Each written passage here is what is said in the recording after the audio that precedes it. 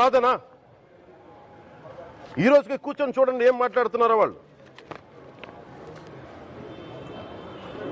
ఆయన వాళ్ళ లాయర్ అంట, ఆయన ఎవరు ఏజీపీ అంట, పొన్నవోలు సుధాకర్ రెడ్డి గారు తిరుమల లడ్డుపై ఢిల్లీలో చేసిన కామెంట్ నా దృష్టికి తీసుకొచ్చారు.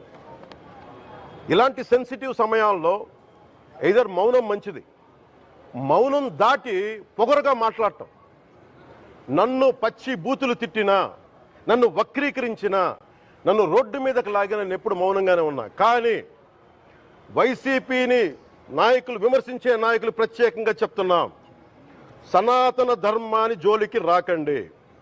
తప్పు జరిగితే తప్పు జరిగిందని ఒప్పుకోండి, లేదా మాకు సంబంధం లేదని చెప్పండి. అంతేగాని మళ్ళీ అడ్డగోలుగా మాట్లాడితే ఎవ్వరం క్షమించం. ఇక్కడ మీరు కూడా హిందువులే,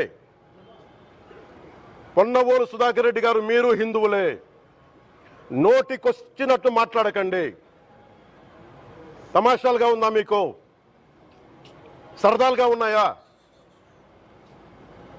మొన్నటికి మొన్న ప్రకాష్ రాజ్ గారు మాట్లాడారు నా మీద. అరే నేను మాట్లాడుతుంది ఒక హిందువులు అపవిత్రం గురించి మాట్లాడుతున్నాను. ఇందులో ప్రకాష్ రాజ్ గారికి సంబంధం ఏంటి? ఇందులో నేను ఇంకొక